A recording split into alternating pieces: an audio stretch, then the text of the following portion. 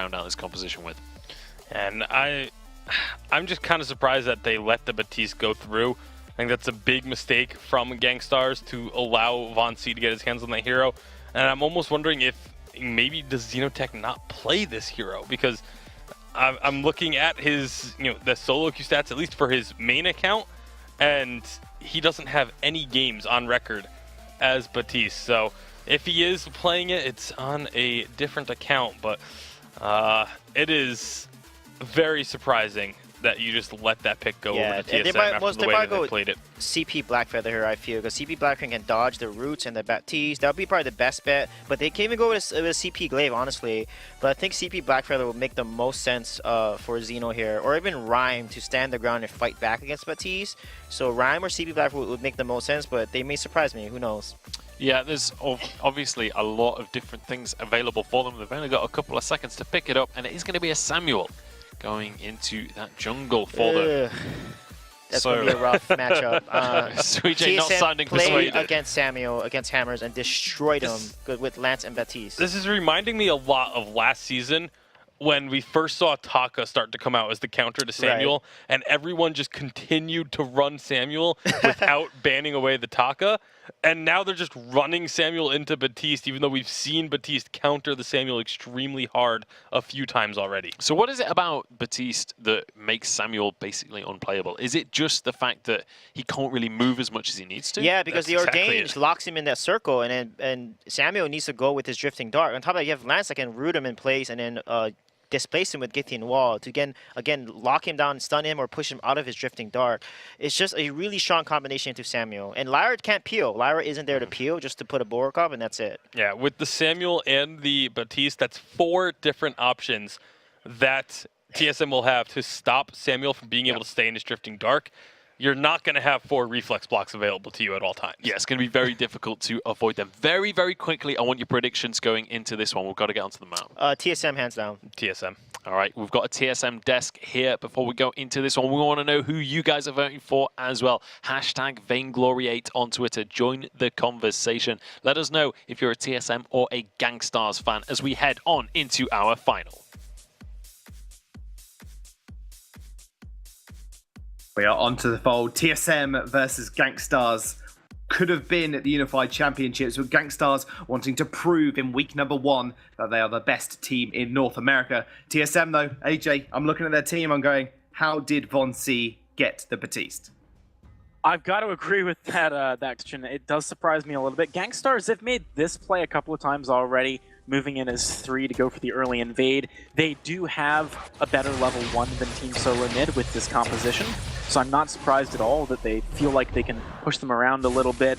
It's going to mean that VonC has to safely take his backs, and Best Chuck moves up to the lane straight away. Best Chuck, I think the smartest thing for him to do here is definitely not to push the wave, because he does not want it to be under their turret. After a strong rotate comes out of GANKSTARS, he can't push it quickly enough. This isn't, for example, Garth. VonC, if he can get this steal, that'd be awesome for him. It would really bring him back to equity with the enemy jungle. It's not going to happen, though. He throws out the Mojo, goes a little bit wide. Vial of Mojo wasn't quite big enough, so he's just going to saunter on back to his backs, actually deciding to go up towards the lane now, possibly. Like you said, Best Chuck not pushing that wave in was quite important. Don't want it frozen underneath that turret for Araki Zoro to just soak all the experience and farm, but that's looking like it's just going to happen. At least it will actually go into the turret, making sure it's a little bit harder for Araki Zoro. But hey, Araki Zoro is also on this Kestrel as well. Only died once out of those in that best of 2 versus Tempo Storm, and he's looking mighty deadly with it thus far. He is indeed. Xenotech, though, I want to talk about Samuel real quick, because back last season, this was a pick that was really scary when he locked it in. We'll have to see if he can make it work as effectively this time around. I do think that it is possible for Xenotech to have a strong game here. It's all about playing outside of the range that VonC can really operate best in. If they fight too close to the VonC and to the Lance, it's not going to work so well. But if they decide to focus on poke and use Araki Zoro and Samuel from a distance, maybe things go well here for GANKSTARS and the team fight.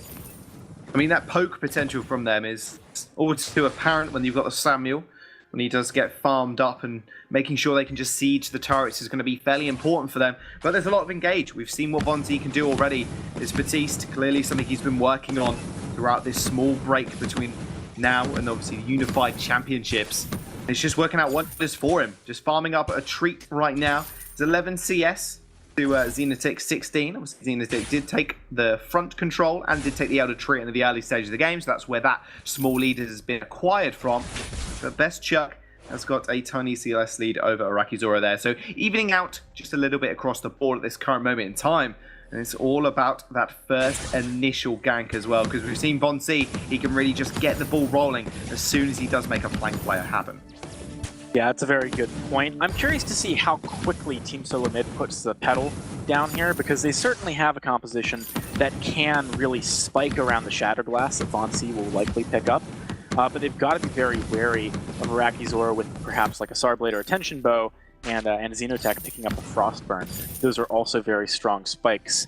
I do think that the later this game goes, the better situated GANKSTARS are in general, though. So the ball is really in TSM's court. They do need to be proactive, and I like, as a result, the Poison Shiv pickup coming in from Best Chuck. Not only is it good against the sustain from Samuel and Lyra, but it's also a cheap item that gives him an earlier power spike than many others would, and it's great on this update.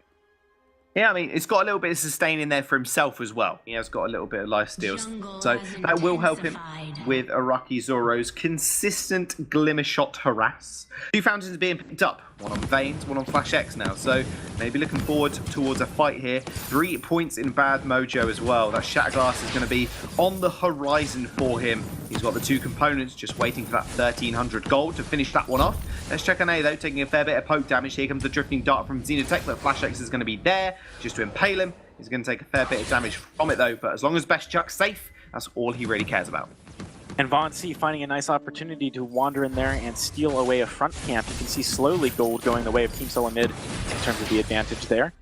I like they're making plays whenever GANKSTARS moves on the map, and some of it I think is incidental. It's not intentional that they're finding these openings, but they're just there because of lucky timing from Team SOLOMID. But some of them are definitely intended, like, you know, Flash moving down and stunning up Arakizora there.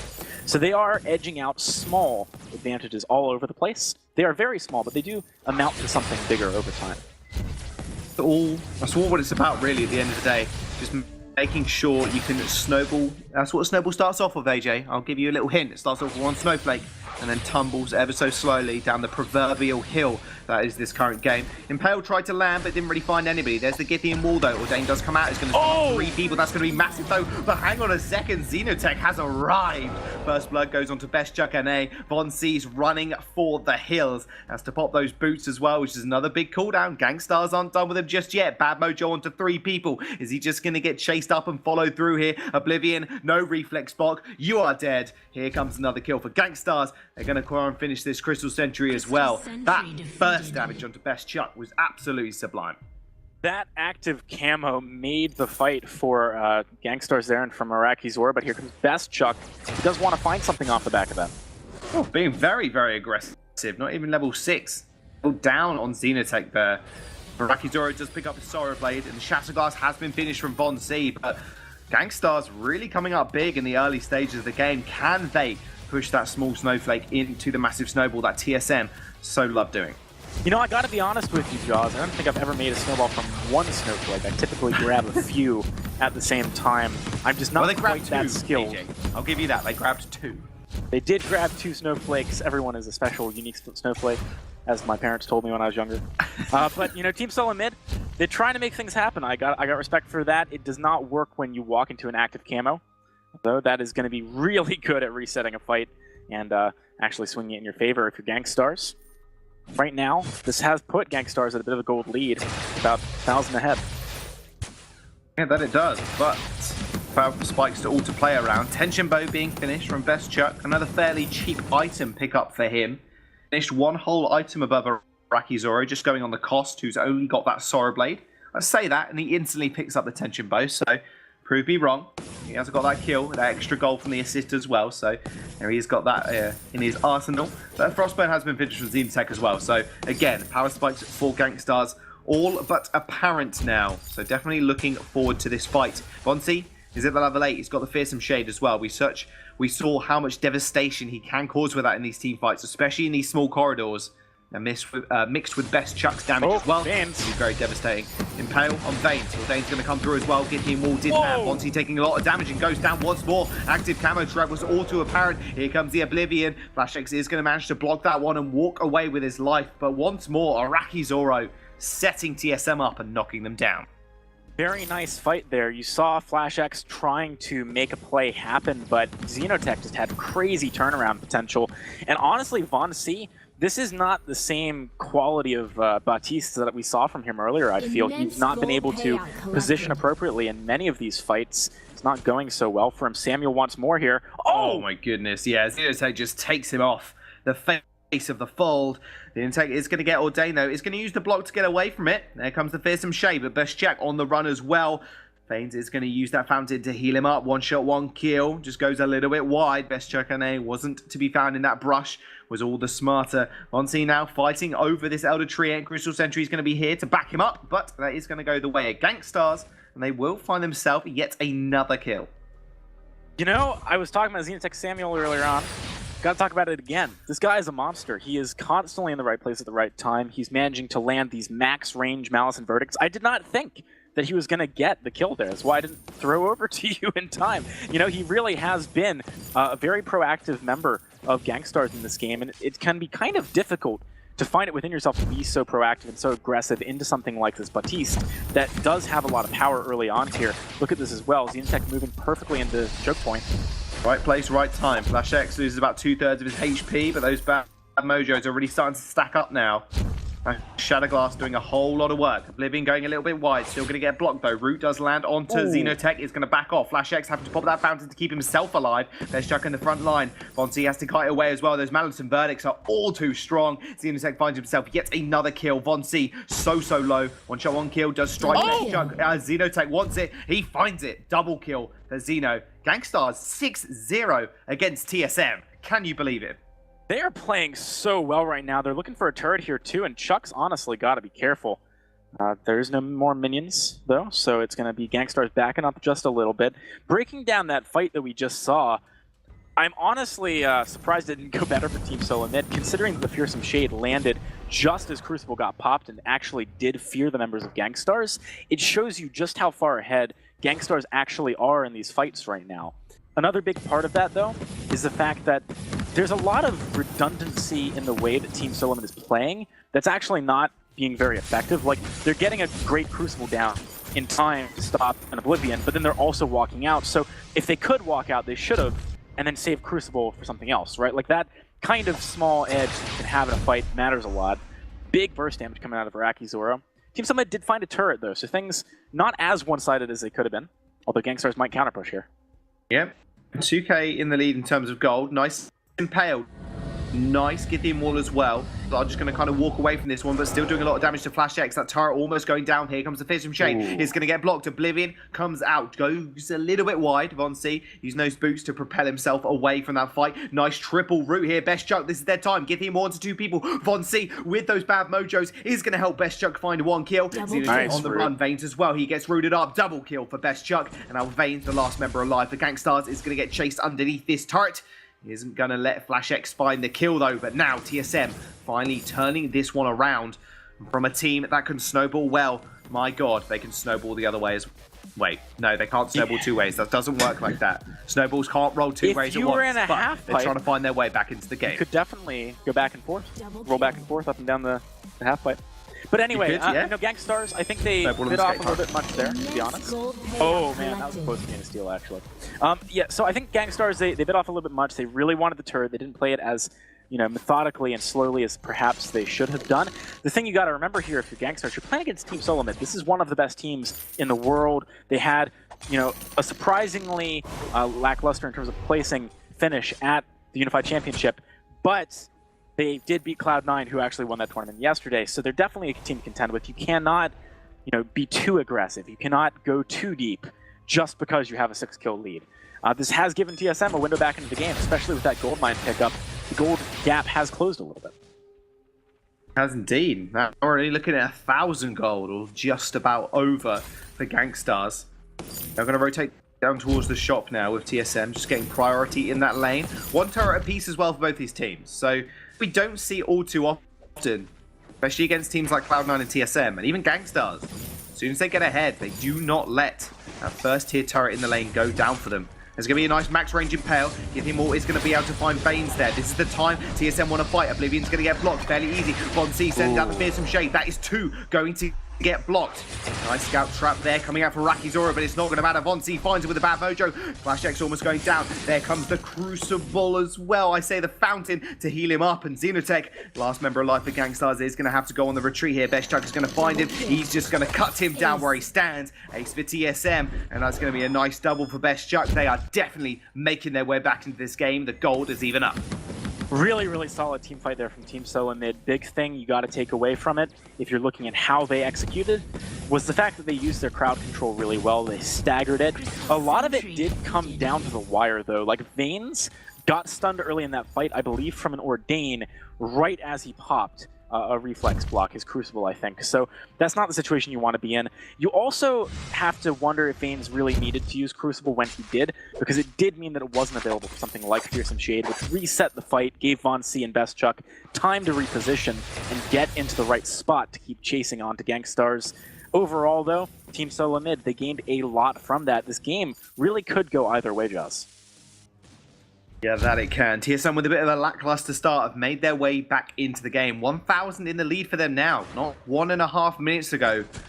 GANKSTARS with a 2k gold lead. One to really turn it around. And speaking of resetting the fights, like you mentioned, that Fearsome Shade, absolutely incredible tool for doing so.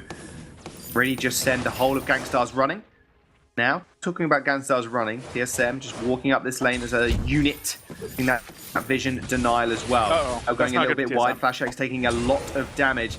That tier 2 turret not being there, meaning GANKSTARS can't really do all too much to defend themselves, but that wall turret's being popped from Vanes, looking to go for the engage and deciding against it.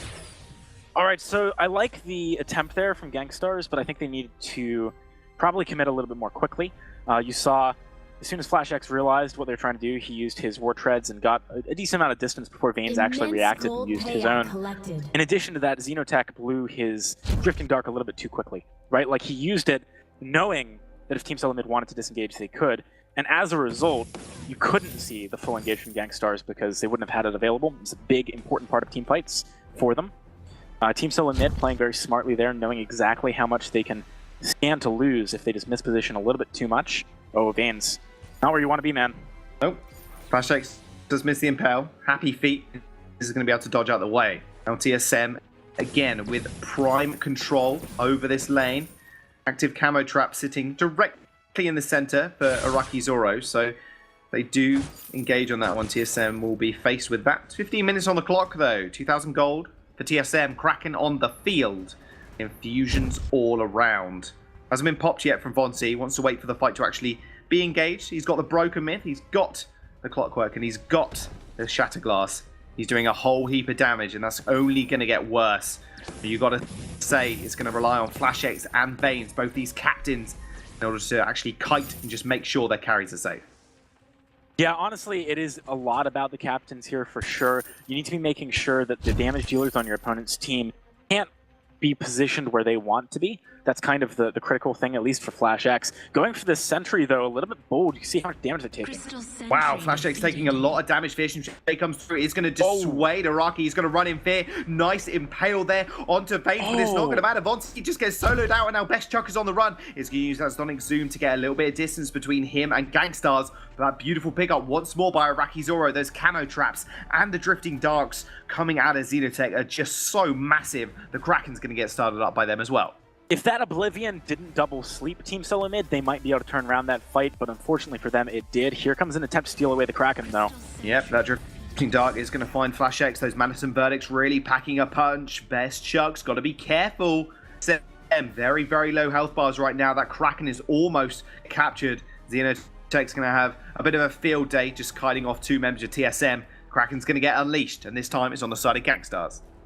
All right, so Team SOLOMID, that was an uncharacteristic mistake to begin that exchange of things. You know, they went for the Crystal Sentry when they really could not afford to, and frankly did not have vision in support of that attempt. As a result, GANKSTARS, great counter engage, absolutely amazing Oblivion from Xenotech, showing yet again why we constantly talk about a Samuel. Can Flash get a root here though? Can he find the route? No, he cannot actually get stunned up by Iraqi Zoro instead. Some Verdict drifting dark over the wall. Flash X have to pop of the war treads there just to get out of the fight. Best Chuck in the front line now. Here comes the Oblivion. He is going to get bopped. They find one member already. Iraqi Zoro, the main damage dealer, down. Von C just continuing this fight. No impale for Flash X there. Von C still trying to find some meaningful damage on the regeneration from Xenotech and Veins is just all too much for him to handle. They're going to have to turn their sights on that Kraken who's already taken one turret.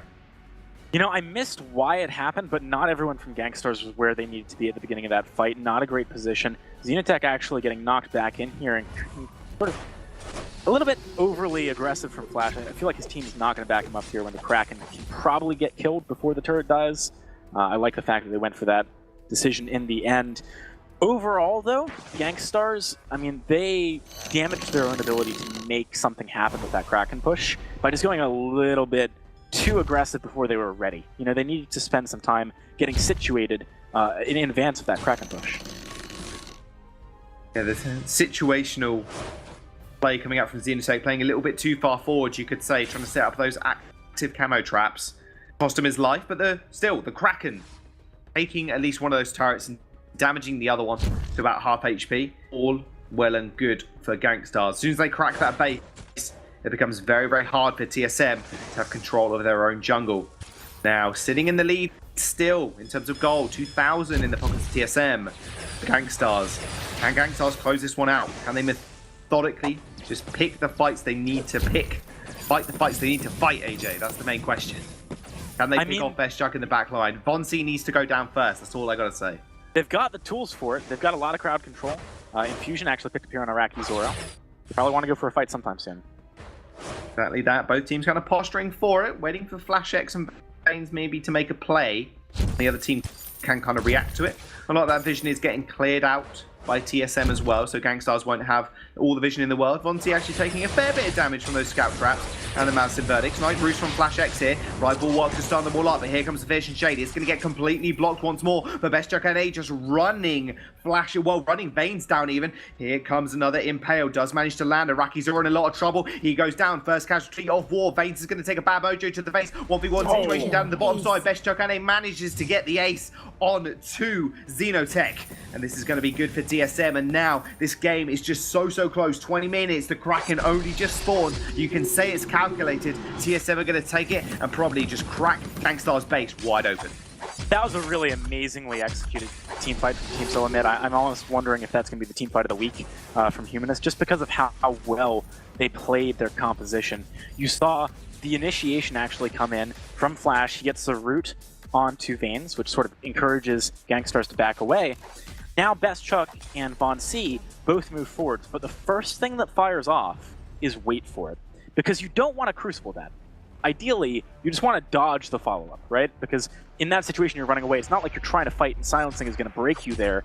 You know, you just want to be able to run away. But the problem is, Von C follows up with a Fearsome Shade, right? And when that happens and you're silenced, you can't crucible it. You're not moving quickly enough to get out of there. And when that lands, everyone can just pile on top of GANKSTARS from Team SOLOMID, get some kills. Now Kraken's pushing down the base. Team SOLOMID look really good here, Jaws. They've managed to come back into this game. They've got a stranglehold on it now. Yeah, they do.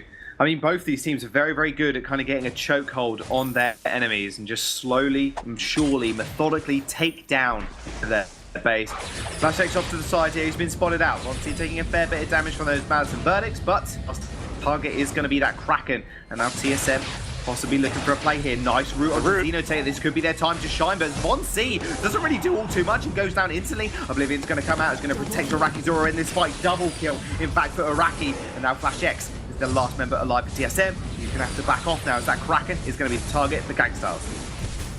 That was a rough fight for Team SOLOMID. I think, you know, I understand what the plan was. They were trying to get that kill, and, you know, it makes sense to do that to an extent. But when Von C was that low out on the sideline, Flash X kind of needs to back him up. You can't just, you know, impale onto Iraqi Zoro when Xenotech's on your flank and not expect Von C to get blown up. He does not have sort of an evasive maneuver on his kit. He does not have any kind of gap closer that can get him out of the way of those Malice and Verdicts. It chunked him out way too hard, and when it was a 2 versus 3, there's no way Team SOLOMID's ever going to win that. So GANKSTARS, they do get a brief reprieve from the pressure coming out of Team SOLOMID. They lost 2 turrets as a result, though, so it's a bit of a even trade probably overall. GANKSTARS probably have the better feeling coming out of it, though.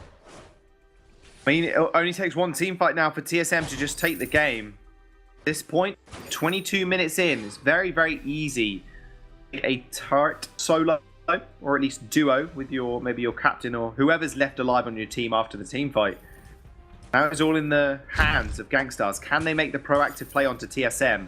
Can they take this first win in this best of 3? The question on everybody's lips right now, AJ. VONC, he's a critical mass. Broken Myth. He's got the Shadow Glass. He's had that for a long time now, that trio of items. But it's not even that that's doing the work for his team. It's the Fearsome Shade and the Ordain really just hammering it home to GANKSTARS. I'd really like to see VONC pick up tier 3 boots. A lot of these fights, he's trying to be on the front line with Flash and really engage these fights, but currently he can't keep up to the disengage and kite potential coming out of GANKSTARS. Obviously Flash's War Treads help, but he needs his own tool there. Oh, what a route! Oh, what a route, what a silence. They're going to follow this up with a Fearsome Shade. It's going to get blocked. That Luden's going to go a little bit wide as well. It's going to get blocked by VONC. Best Chunk in the front line here. Xenotech gets impaled once more. FlashX looking for this Githian wall, but Best Chunk's fairly low. Same with Xenotech and Araki Zoro. Fountains from both sides do heal them up. Here comes the route onto 2 people once more. FlashX disengaging. Crucible to save his own life. And now TSM and GANKSTARS looking free. The health bars fade. FlashX is going to be able to get that recall off, go back to base, collect your health back. That one shot, 1 kill, almost assassinating VONC, and that could have been the game-winning play there for GANKSTARS, but not enough damage on Araki Zoro. Won't end the game just yet. I could not have asked for a more perfect example of why VONC needs to upgrade his boots. He was not doing anything the vast majority of that fight. FlashX and BestChuck basically did that entire exchange by themselves. Here comes the Kraken play, though. Flash needs to make something happen. Yeah, that he does, and BestChuck's going to be there to back him up as well. Fearsome Shade once more, just going a little bit wide, missing a touch, and that will be GANKSTARS taking away that Kraken. TSM now on the back foot. They need to be able to just disengage from GANKSTARS because their follow-up is immense. Passageway still available from Vanes as well if he wants to make some crazy passageway into the Bright Bulwark engage. But TSM just disengaging and respecting GANKSTARS and their engagement potential, and the burst damage as well coming out from Xenotech and Araki. So close. TSM came so close to stealing away that Kraken. It's really rough that they didn't. Biggest misplay there, honestly, VONC using Fearful Shade the way that he did was way too far in advance of the fight. It basically just did some damage to Kraken, and that was it. And that's normally not going to be an ability that steals for you. Flash is on the flank here, though. Flash is on the flank. That rhymes. You didn't even know it, AJ, but it does.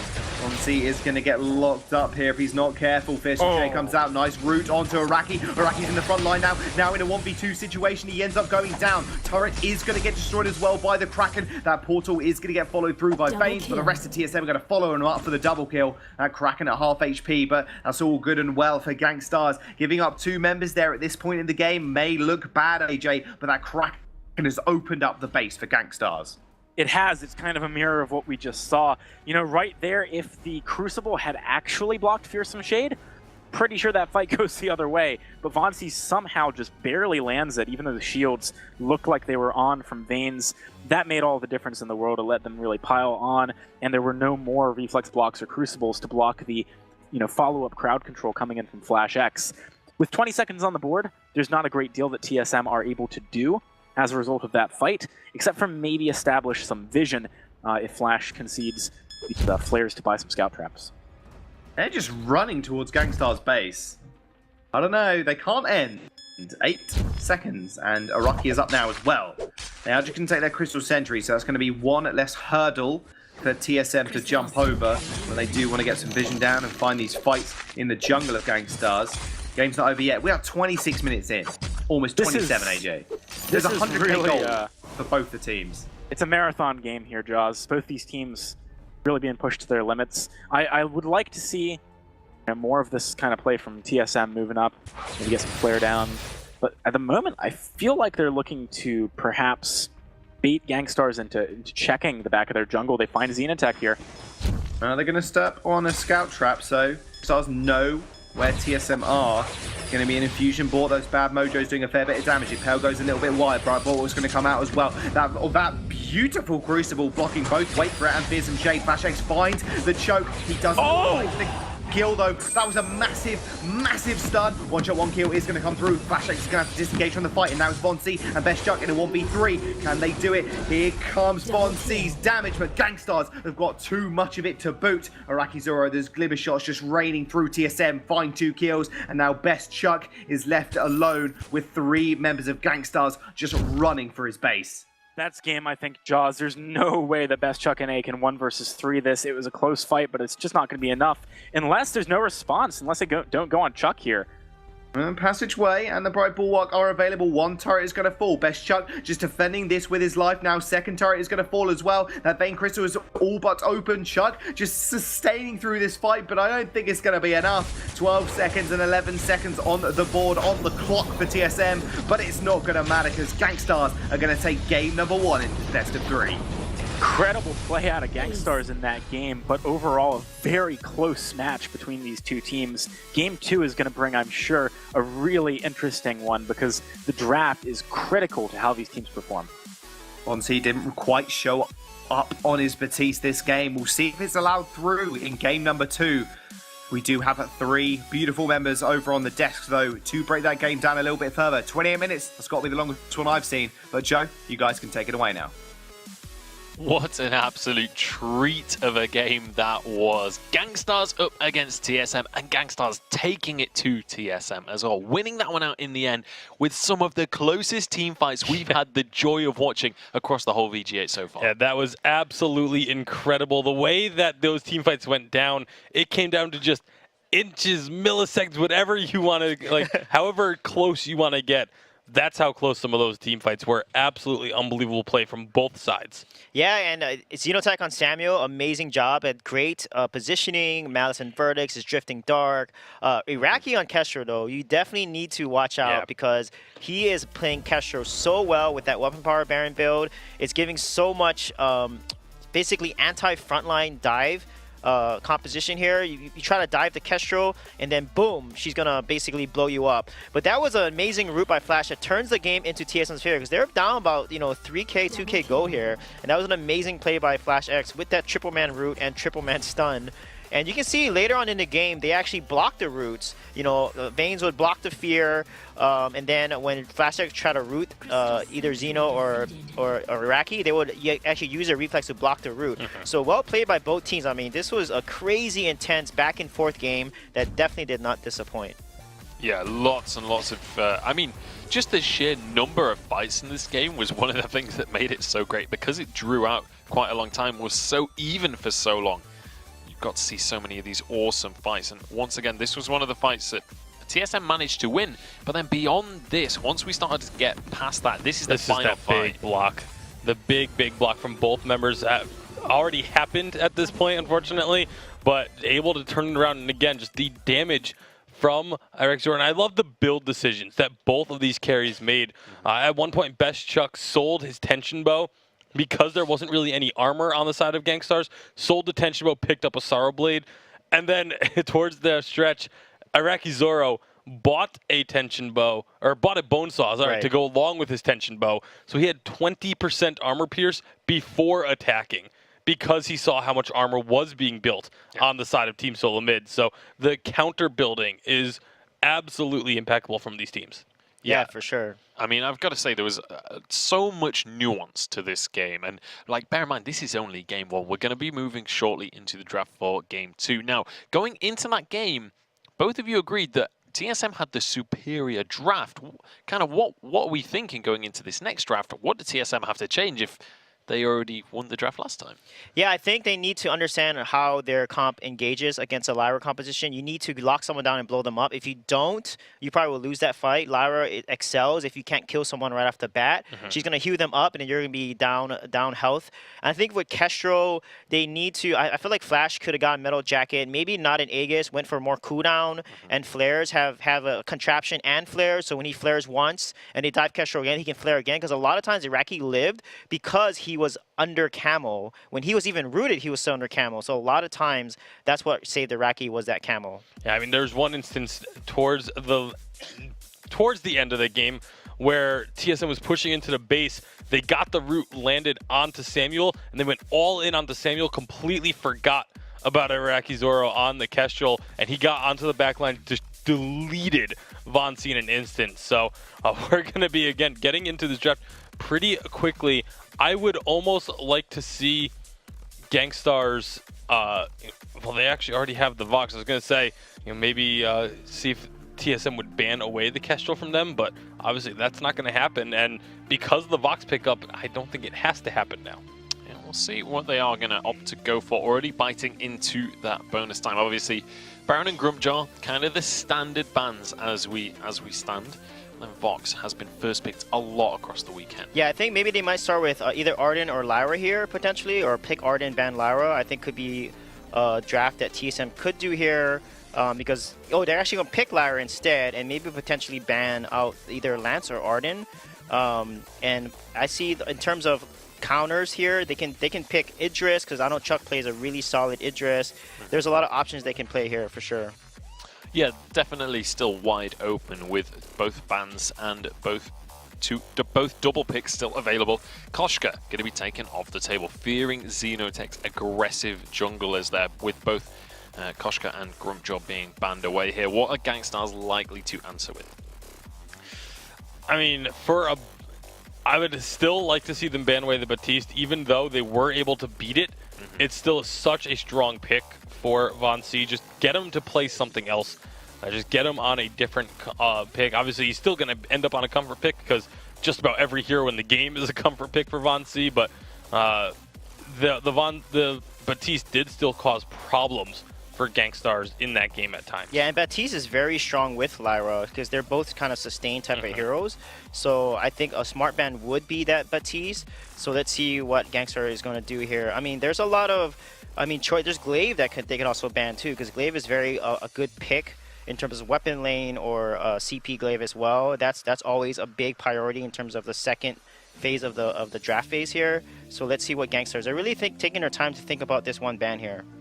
Yeah, they're going to ban Sky, actually. And that's what they did last time. I guess they don't want Von C to play Sky into maybe Xenotech Samuel is what I'm guessing here. Yeah, quite possibly going to be the case now. TSM, they've already used a lot of their own bonus time as well as they look towards this pick.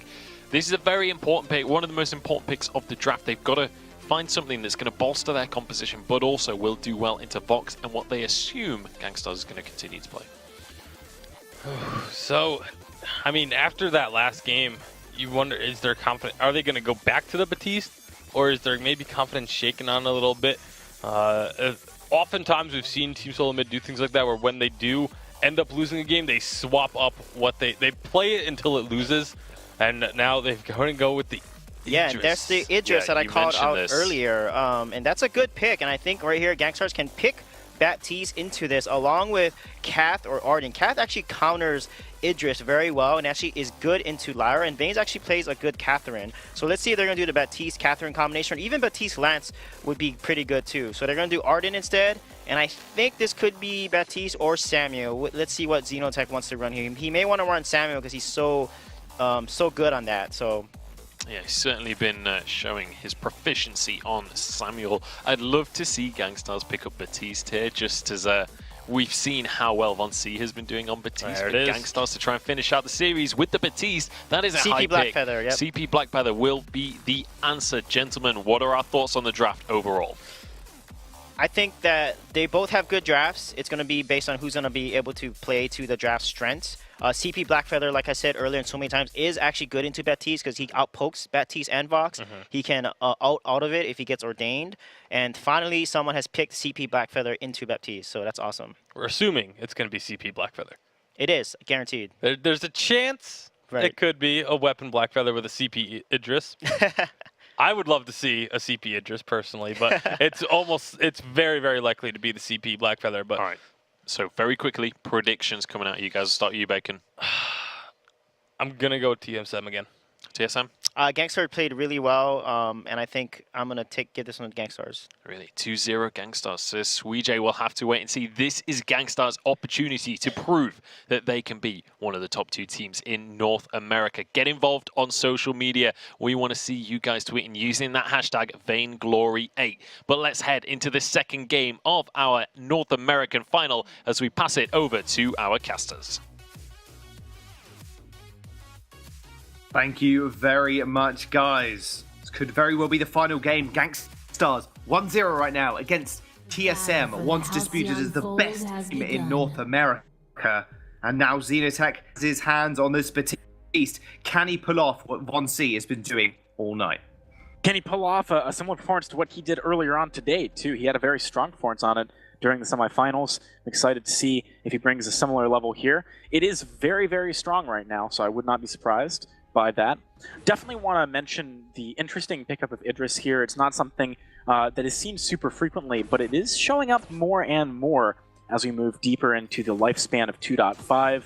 Gotta wonder if teams are slowly just learning the hero, because obviously he did come out, you know, not a super long time ago. There's still an opportunity for them to really have to dive in and practice it. He's a very mechanically intensive hero, that's for sure. You know, you do need to put a lot of hours in to have that same level of success, I think, with an Idris that you do on other heroes. Yeah, I believe Bacon was saying it's probably got one of the highest, or at least, you know, top couple highest skill ceilings in the game in terms of heroes. I mean, just having that, being a melee laner as well, is very tough against someone like Araki Zoro going to be on this Vox. Lane engagement did happen down there, but, you know, Vox just... Von C, even not Vox. Vox is up in the lane at the moment. Von C just kind of, you know, taking a little chunk out of Xenotech. Xenotech actually had to recall there at this moment. So TSM just getting a little bit more information and just using themselves as a scouting tool. So they're just going to be able to rotate towards the lane now. Xenotech, you know, he's going to have a little bit of a slow start, but hey, if he can land some nice ordains, it's going to be very, very hard for Best Shark to actually make anything work. Speaking of making things work, First Blood goes over to Von C. Yeah, Vayne didn't quite get that Vanguard in quickly enough. Honestly, this is, you know, we've talked about Game of Inches before. Man, that fight earlier on, Xenotech actually missed a bad mojo. Probably could have been the difference between him being able to be the aggressor onto Von C, moving towards the end of that fight. As a result of that, Team SOLOMID had priority on the GANKSTARS jungle and had an easy path up to the lane in order to go for the gank onto Araki Zoro. So that skill shot missed by Xenotech actually mattered more than you might think, as just a, you know, missed ability at level 2. Very strong stuff from Team SOLOMID, though, showing a presence of mind, knowing that they had that opportunity. Yeah, and with that kill onto Von C as well, it's going to enable him to have that quadruple crystal bit. That's a pretty nice little power spike for him. It's going to enable his clearing so much more. The intake is going to be here with Vanes, though. Ordain is going to come down. Stun does come drawn to Best Chuck, but real follow-up there. Araki Zoro and Vanes, not with too much damage under their belt thus far. So it's going to be very, very hard for them to actually follow up and see the intake. Speaking of follow-up, Zoro once more gets jumped upon by Von C, and he's just going to back off, and happy with just the resources trade there, him chugging a potion. I'm pretty curious to see how Xenotech plays this game. As you heard our analyst mention, Batiste is a struggle into Idris and the Blackfeather sometimes. There's a lot of ways for those heroes to deal with Ordained quite effectively. You can kind of just jump around inside of it if you want to, but you can also use both of their ultimates to get on the other side of that wall. It means that it's difficult for Xenotech to find a good target, or at the very least, you know, he is going to have to just be happy with all he achieves in some of these fights is forcing the use of abilities that maybe TSM would rather use for other things. See what happens, though, as Xenotech going for this Elder Treant. Be nice if he could pick it up. It would be very, very nice for GANKSTARS if they can. And Von C is going to be here. Just gets a little bit too late on the rotation, so did see that one go down, and Xenotech appearing out of the brush with Vanes as well to boot. Now back to the lane. It's going to be very, very methodical now play from GANKSTARS, just clearing out their wave. Xenotech's probably going to back here, look for his next item upgrade with 1400 in his pocket. Jungle intensifies, and TSM do rotate down and get their fountain, as well as a fountain on the side of Vanes as well. Really nice decision to back as a team there. I like that none of them were greedy and, you know, stayed for lane farm or went down to the jungle shop. They knew that TSM had a priority moving into the jungle on that. It's right when that shop spawns, so they're pretty much guaranteed to go there if they want to keep pressure on, and GANKSTARS, as a result, have to back. They don't really have the option of contesting anything else, and staying in the lane is just going to mean that Araki Zoro is staggered in his item purchase against Best Chuck, he'd likely have had his lane shoved in quite a bit had he decided to stick around, by being a little bit weaker in exchange. Here comes Ordain, though. Ordain again finding Best Chuck. Again, not too much is going to get followed up upon him. FlashX taking a fair bit of damage, though. He's going to use that sigil just to get out of there, get that small speed boost, save his own life, save his bacon, and he's going to be able to walk away now. Now, Arakizora pushing in this wave. Too much of a problem for him, and Xenotech just taking away those fronts, you know, taking as much gold away from TSM as he possibly can, just digging in that level 6 as well. So it's going to be pretty big on him. That Fearsome Shade has just been used to absolute perfection by Von C, and now it's Xenotech's time to show us how much he's been practicing this hero. Fearsome Shade can be a very effective tool in these team fights. We'll have to see if he has the opportunity to use it soon, though. So far, GANKSTARS have definitely been setting a slower pace than in previous games. In fact, this is one of the first times we've seen them actually be at a deficit moving into the 6-minute mark days games. They do have the opportunity in some of these late-game fights to do a lot of damage, though. And they have a lot of crowd control, zone control abilities that could make it a little bit difficult for Team SOLOMID to find the fights they're looking for. It's all about making sure you start off in the right spot.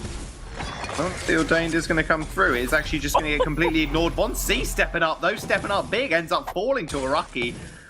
Best Chuck and A taking a big bad Mojo to the face, has to back off underneath his turret, and that'll be GANKSTARS finding another little kill here, or at least their first kill on the board, sorry. TSM did manage to secure first blood. Von C, rose defensive very aggressively, just sacrificing his own life. Has picked up that Shatterglass, though, so that's going to be a really nice power spike for him. Goldmine is going to get stunned up. Fearsome Shade once more is going to get used. Flash X is in the middle of it. Doesn't get stunned up. Here's Von C. Does use the defensive for the engagement, but with Flash X's health bar rather low. Same with Best Chuck's now. All in GANKSTARS to make the next move. And bad Mojo just chunks so hard early on here, but Von C finds him. Well, he finds them. The fountain is going to get popped on the side of GANKSTARS, so a lot of healing coming out from them. Bo, meanwhile, being picked up from Arakizora in that little kerfuffle. And they are just going to be able to back off now. TSM now going on the offensive. Arakizora hits fair bit of damage. Surgery is going to meet them. That's Chuck on a solo mission up near that Elder Treant. Oh, sorry, just the normal Treant is going to find himself just escaping rather handily. I like that TSM backed off there. Arakizora, you saw actually several members of GANKSTARS trying to camps as they retreated. It's because Arakizora was one minion of experience away from hitting level 6 and getting weight for it, which would have been brutal if, you know, for example, Von C had just been like, all right, guys, screw this, we're going to jump in, I'm going to rose offensive forward. Well, then he would have been followed up on by a silence, and things would have looked a lot worse for Team SOLOMID. So good presence of mind again. They're definitely a very cerebral team. They don't do things just instinctually. They think about it first. It's one of the things a lot of their fans really like about Team SOLOMID. GANKSTARS, on the other hand, they've been playing the map really well in the past couple of minutes, really forcing the hand of Team SOLOMID. Here we go again. Speaking of forcing their hand, there comes another Ordained Fearsome Shade as well. Here comes the silence. This is going to be pretty big. Gauntlet's going to lay down, and Arakizora just free hitting on the backline. Look at the members of TSM just disintegrate before your very eyes. That passageway not followed through there. I mean, if I were in a solo queue game, I'd have followed that one through, because Von C was so close to going down. Same with Best Chuck. He ends up just recalling there to fill his health bar back up. TSM played that fight. You know, they gotta not fight GANKSTARS in a tight corridor, because that is just what's gonna happen. TSM, though, with that steal on the gold mine. So Flash X flowing in the sigil does manage to secure 291 gold for the rest of his team. Honestly, correct decision there, I think, from Team SOLOMID not to contest. Saw what happens if they don't have the right fight. It does go GANKSTARS' way right now as they've hit a few power spikes. Honestly, Von C, yes, he's doing some nice damage right now, but a little bit later on when he has some cooldown acceleration, some ability to scale up, maybe Evil Harvest too, that's when it really becomes super scary. Best Chuck as well, I think, will become more potent as we go on, rather than right now. So I like that Team SOLOMID's not forcing the issue. You know, they're not actually behind a gold. They're in fact ahead. That gold mine was not something they needed to risk. Good pickup here from Vanes, going for that Atlas Pauldron. That's going to be huge if he can land it, especially on the Best Chuck. And it's going to really hinder his ability to actually do a lot of damage to the back line. He's going to have to rely on that chakram he's been throwing out consistently, just hitting Arakizora, enabling him just to make sure Araki can't make any devastating plays. Speaking of devastating plays, Ordain did come down, but Flash X is going to shrug that one off. He's going to be able to walk away. That poke coming out from Von C as well. to apparent. GANKSTARS know their limits and playing this one very, very, very instinctually, I'd say, in all honesty. TSM very cerebral, but GANKSTARS instinctually playing this map out very, very well. Vonsi again. That is actually disgusting damage. Here comes the Chakram, there comes another load of damage, and GANKSTARS now on the retreat. Fountain is still available for GANKSTARS if they want to turn this one around, but they got to be careful not to get taken down by a lot of the poke coming out of TSM. Vonsi and BestChuck both have strong abilities for that. Here comes Xenotech again. Oh, Xenotech's going to come down, and here comes the Fearsome Shade. It's going to get, actually, Fears 2 people. Crucible only just wearing off there, as TSM do once more make their way back to their tier 1 turret. It's like TSM push, then GANKSTARS push. TSM push, GANKSTARS push. All too apparent. And right now, right this very moment, you got to say TSM, it's in their onus to actually just push GANKSTARS here, because the regeneration coming out from Flash X is very, very hard to deal with for GANKSTARS. This is honestly a war of attrition at this point, a bit of a tug of war. You know, both teams have... Oh, the on point! Executes him. Flash X finding the kill with a basic attack. Wow. This is Vonsi at his finest, you got to say. It really is, and you know, I think Baptiste and the Crystal Power Blackfeather actually fill similar roles in a number of ways. Obviously, the crowd control is the big difference between the two, but one thing that they both have is very safe poke damage, right? Like if Vonsi moves forward, he gets a shield based on the number of targets he's hitting with his on point, and he wants to be hitting targets with that for the poke anyway, so it's safe poke, right? He can also disengage afterwards. Baptiste can move up, get that bad mojo down, he heals off of it, it keeps him relatively safe, and he also has Fearsome Shade to disengage if things go wrong. As a result, we're seeing these back and forth, you know, push and shove situations because both teams are doing the same thing. They're just taking turns doing it. Oh, will TSM take their turn in this game? Will they take this to the full best of 3? That's the overarching question. Right now, Vonsi, broken myth finish for him. And those on points stacking up a whole load of damage, but you know who is stacking up damage? It's Araki Zoro, who's just completely killing BestChuck on his own.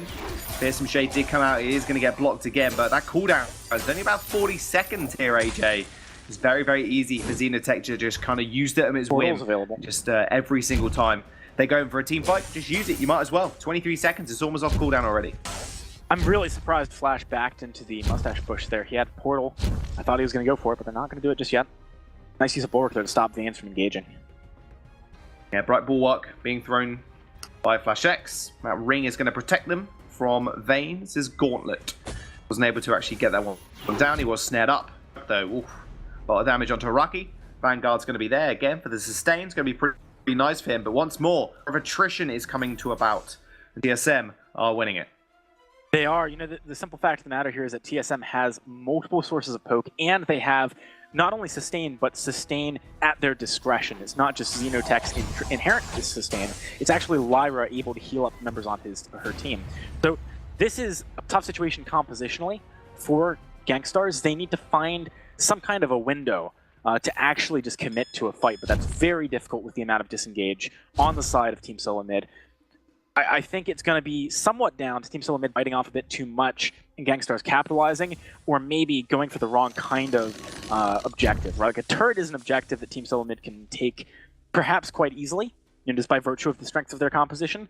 Something that they maybe could not do is like just start a fight randomly, or fight around a gold miner, because there's ways for them to get flanked. It depends on where they are on the map as to whether they're able to utilize the strength of their composition in full. Yeah, you do not want to fight GANKSTARS in a close-knit situation. I mean, same with Vonsi. I mean, those on points do pierce their targets, so they do land on 3 members if they were all lined up nice and neatly. But GANKSTARS with that bad mojo, especially on Xenotech, that's sustain, and with Araki stacking up those resonance bounces as well. Don't do all too much damage if he hasn't gone at full crystal power, but still, especially in a late game build, does a fair bit of work. Speaking of a fair bit of work, here comes the gauntlet. Fearsome Shade is going to come through again with the silence, but TSM just dodging out the way. 3 massive ultimates down now for GANKSTARS. This is TSM's fight to take. It is. The swing back's beautiful here. It's going to come forward to step into Vonsi, but now Flash X and Vaynes are just going to tussle it out. And TSM are just running a muck double kill through for the Idris. Best Chuck finds the ace. Vonsi finds the last kill, and that'll be TSM. 5-1 on the board. That gold miner is next on the field, and that will be potentially another turret as well. And GANKSTARS base being broken into. GANKSTARS, I believe in this game, really have been punished for their draft quite substantially. Team SOLOMID knew not only what to pick, but just the right way of playing it, and they've actually taken 3 turrets now just ahead of Kraken spawning. A single Kraken push from Team SOLOMID, frankly, could end the game this time around if they do find it without taking too much damage. Well, they do get that extra bit of gold from the gold mine, just stretching their gold lead to about 6,000 now. Kraken's been awakened. The whole of GANKSTARS are alive and well. How long will they be well for? That is the question. I mean, Idris is now pretty terrifying. Poison Ship, Sora Blade, Tension Bow, looking extremely devastating if he can get on the backline of GANKSTARS. And that backline being Araki Zoro. The mobility, but the burst damage coming out from Best Chuck is all too apparent. I'd really like to see Xenotech have a little bit more trigger discipline on the Fearsome Shade. It is a critical ability, and frankly, I think they need to burn everything but that in their attempt to lock someone down and kill them. That's fine, but the Fearsome Shade itself needs to be saved for the re-engage. You know it's coming from Team SOLOMID, it's how their comp works. Yeah, the fight's going to come now when that gauntlet does get used by Veins. There Beautiful. comes the Fearsome Shade. That's a really big team fight for GANKSTARS. This going in time, going in their favor. Best Chuck and A, 1v3, gets stunned up, gets locked up, gets killed. And now GANKSTARS, they're going to take this Kraken straight off the fold. That is going to be in commanding, they're going to be in a commanding position now to now crack TSM's base. We said they don't want to fight in corridors, and that's exactly what TSM did. It's not only that they don't want to fight in corridors, they don't want to fight until GANKSTARS has blown things, because GANKSTARS does have a lot of great counter-engage of their own, and that's one of the reasons why Team SOLOMID's been in a good position up until now. What's been happening is that GANKSTARS starts a fight, they use their counter-engage as an attempt at engagement, and as a result, Team SOLOMID has an easy time to saying, all right, we're going to back up whilst the Fearsome Shades come towards us, what have you, and then we're going to go back into Portal, right, with Rose Offensive, with Blink out of Idris. However, if you start the fight, you're the one walking into the Fearsome Shade, and there's only so much you can crucify. You know, there's a gauntlet there as well. There's a wait for it coming out from GANKSTARS. Especially in a corridor too, like you were saying, Jaws, it's just not a good spot for Team SOLOMID to be fighting. They lose a Kraken and 2 turrets. Things could really start to swing the way of GANKSTARS if Team SOLOMID doesn't tighten their game up. I mean, GANKSTARS got all their tools back up in a couple of seconds. 15 seconds for Veins right now on that gauntlet. A big initiation tool. Xenotech taking a lot of damage from that on point. And Chakram as well is going to make sure that Kraken is going to be not long for this world. But you got to say they're going to want to engage. That Kraken actually not taking down this turret whatsoever. GANKSTARS going to look for something here, or are they just going to let TSM kill the Kraken? The answer is that Kraken's just going to fall. No real answer from GANKSTARS here. So that's only 1 turret. You said 2, but it was only 1. AJ, well, this doesn't normally happen. A Kraken normally does take at least 1 extra turret for them. They had taken down 2 prior to that. Here comes the engage, though. Fearsome Shade, Gauntlet as well. There's the wait for it. The silence is there. Flash Ace in the front line. Gets stunned up. He's going to fall. Now on point, just rattling through the members of GANKSTARS. Vonsi just going for this re-engage. Rose offensive onto the back line, but he just gets taken out 1-2 step far forward. And Araki finds one. He finds another. And that will be at least 1 traded as Xenotech does fall as well. That Crystal Sentry doing his hardest just to try and make sure GANKSTARS win that fight. Or TSM win that fight, but it wasn't enough. GANKSTARS, they end up coming out on top. Team SOLOMID are getting impatient here, Jaws. You know, you saw Crucible actually block every single big ultimate on the side of GANKSTARS. And, you know, it was amazing. It was really beautiful by Flash X. But the re-engage was before enough poke had come down, right? Like, no one was weak enough that Vonsi could just walk in and snipe someone. That wasn't going to happen. They relied on Best Chuck doing a bunch of auto-attacking before anyone even came close. Vonsi jumps in instead of just waiting and, you know, getting a few on points prior to fully committing on that fight. And as a result, he gets blown up, right? Like, he doesn't have the shield available. He's already burned the Rose Offensive to get into the fray. It's not a good look for him. So GANKSTARS, this is 2 fights in a row. They've really been able to capitalize on Team SOLOMID just not playing to their comp's strengths, maybe getting a little bit too audacious given their early game performance. Quickly look over the builds. And speaking of audacious, Fonzie has got 2 broken myths. I knew you were going to touch on that one. Honestly, I don't mind it. You know, it's a lot of Pierce. And to be honest, right now, that's what they need, given the fact there's an Aegis on every single member of GANKSTARS. He needs to be doing good damage with his poke, or Team SOLOMID won't win the fight. The thing that's just strange and kind of interesting is that, you know, he knows that he needs that for that reason, yet he's still going in a little bit too early some of these times. He needs to play to the build path that he's gone for here. If he had an Eve of Harvest, you could make a bigger argument for him perhaps using the jump across everyone and trying to get into the thick of things, because he can perhaps sustain through some of that damage. This is much more poke-oriented as a build path from Vonsi. We are 20 minutes into the game. Baines uses the gauntlet to not too much effect. Vonsi was able to Rhodes offensive out of it. The next Kraken will probably decide it. As Chuck just dashing forwards, using that chakram to try and find Xenotech. The TSM now start up this Kraken. In fact, they are just going to disengage instantly as soon as I say that. Probably the wisest move at this moment. Now they're going to re-engage. Yeah, I think they might have spotted with a Scout Trap or a Flare the recall coming in. GANKSTARS made a huge pick, giving up pressure on this. I don't see any way he gets it. Yeah, that was really bad news for GANKSTARS. Really was. That Kraken is going to get taken by TSM. Yeah, Fearsome Shade got burned to cover Vayne's retreat, even though he was pretty much out of there. The only thing which is really scary is if Flash X used Arcane Passage. So, you know, again, big window of opportunity here for Team SOLOMID. This is only 2 turrets left on the side of GANKSTARS. A Kraken push could be huge here. Yeah, that they are. The Kraken is going to march down the lane now. Only 2 turrets between them during their second game. SOLOMID moving up the map here. I like that Von C is leading point, just trying to get that poke down before the fight happens. It does mean that Xenotech has to back to the Sanctuary, can't just lay down bad mojos on the Kraken as it moves in. This isn't the best Kraken killing team from GANKSTARS compositionally, so they do need to be careful about dealing some damage to it as well as attacking Team SOLOMID. Well, they're going to go for the engage here.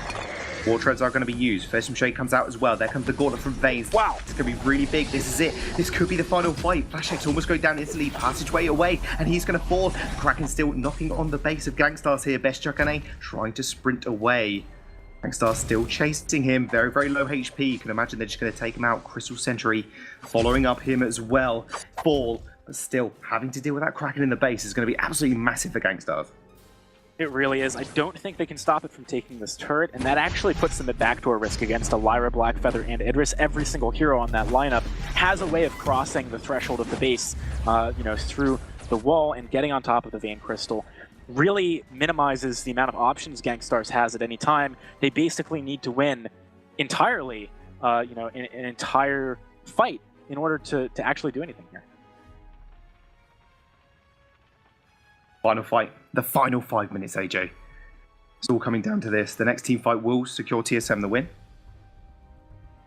Yeah, it's definitely difficult for Team SOLOMID to do anything to get around the edge, though, if GANKSTARS gets vision properly, and that's what they need to do. If GANKSTARS does not get enough Scout Trap down, though, it could be a really surprising finish to this game with a backdoor attempt. We'll see. Find that window. For the moment, at least, Team SOLOMID playing this smartly, back in their base, taking their time before they actually go in here. I like that they're not being too bold and just running in straight away. At least they weren't until maybe now. They do have the option of just kind of pressuring this lane very, very aggressively, running close to the base, and forcing the recalls out of GANKSTARS. You can see Vayne's thinking about it right now. But there is a Scout Trap. Oh man, GANKSTARS, they honestly might see TSM coming in here. Team SOLOMID needs to be really careful not to get chunked out. War Treads are going to get popped. Fearsome Shade still available. They are just going to use their War Treads as well. Fearsome Shade shutting up 2 people. There comes the Gauntlet. Oh my god, the massive silence does come out from Araki Zoro, still fighting back. Xenotech does end up falling. Best Chakane going fairly low. Araki Zoro needs to be able to find this kill to even this trade up. GANKSTARS 2v3 situation. Now Xenotech being down just leads TSM to go towards this Kraken. Team SOLOMID honestly might be able to push off the back of that death from Xenotech. It's so hard for GANKSTARS to kill Kraken quickly that if they take this, Team SOLOMID is pretty much a guaranteed win. But now they're actually just going into the base. They don't want to wait for that. There's no turret to help the respawn timer of Xenotech. Only 2 members to defend. It is all or nothing right now for GANKSTARS. As Team SOLOMID, they walk onto the Vein Crystal. I think this is it, Jaws. GANKSTARS are to be forced to a game 3. Game number 3, TSM. Just showing GANKSTARS the way the game. All right, so very convincing stuff from Team SOLOMID in the next game. All of these matches have been very close, though, and it definitely is an exciting series. Heading into game number 3, I'm looking forward to seeing, what is going to be brought to the table in terms of the draft, but also just in terms of the play from these teams. I think we're going to be throwing it back over to the desk now to get some analysis from our guys at the studio. Thank you very much, guys. What a game that was. Definitely, I think it's fair to say, a comeback from TSM. I thought GANKSTARS were going to be able to take that one, but then a couple of miracle team fights. And one of the quickest Krakens I've ever seen taken. I mean, it was a comeback from GANKSTARS first. TSM got off to a very strong start. GANKSTARS were able to minimize the damage and then come back and get themselves a lead. But then, like you mentioned, Munch, definitely able for TSM to find a couple fights down the stretch that they absolutely needed in order to extend the series into a decisive game number 3. Yeah, they played their poke and heal comp really well, and CP Blackfeather, outranges both Baptiste and Vox, and Vontae just poked a lot. Where he did make a mistake was when he would go in when he had no defense, and I felt like he should have bought a little more defense. And also on both sides, the fountain too. So Veins missed a few fountains or late fountains. Flash X also didn't fountain, had late fountains. That was a critical part in a lot of these team fights that didn't go for GANKSTARS or TSM's way, but TSM ultimately secured this win there with their plays, and this is a good fight, very good gauntlet here by GANKSTARS. And then Flash gets isolated, he gets locked down, and then they get stunned, and then the Ordained catches Chuck here. Chuck jumps out and gets stunned by the Ordained, so really nice plays there from GANKSTARS, getting this ace and Kraken and turning the game around right there. Yeah, and I mean, there was multiple times that the game was turned around. This was a huge fight for GANKSTARS, keeping them in this. But at the same time, the Kraken was pounding away at the turrets. And this was the moment that really set TSM up for the victory. Yeah, this taking down the final turret with that Kraken ended up being kind of what sealed the deal there. They then got one additional kill in a trade later on, and were able to, because there was no turret left, just jump on over the wall and finish off the game with the 2v3 situation. So Team SOLOMID, again, both of these teams, I think, definitely impressing. GANKSTARS maybe impressing a bit more because we expect this sort of stuff from Team SOLOMID, but I've been thoroughly impressed with GANKSTARS and the way that they've come into this week and the season and have absolutely been performing. Yeah, GANKSTARS are, right now, in these games, they are at least on par with TSM, and this final game will be deciding who is going to be able to kind of take that edge. But honestly, I think a lot of people coming into this series were expecting TSM to be a sort of clear favorite, honestly, but GANKSTARS, I feel like they have shunned that expectation at this point. Yeah, for sure. I mean, I don't know if they're in the team house yet together here in LA, but they've shown that great communication, great shot calling, and that synergy between all 3 of those members is really paying off. And for them to hold a candle this well against TSM in both games really showcases how strong this roster not only is now, but can be in the future. Yeah, for sure. Now let's start to look towards this final draft of not only the day, but the entire week for Vainglory 8. What are we thinking for both teams? Because this has been exceptionally close. Are they going to be changing drafts at all, or do we have the same kind of priority on the same picks here? Yeah, I think it comes down to draft. If you see a team that at this caliber, like Cloud9, right, TSM Hammers and GANKSTARS, if they win the draft, they normally will win the game for the most part, unless they just throw. So I think it really comes down to how this draft is going to play out for sure.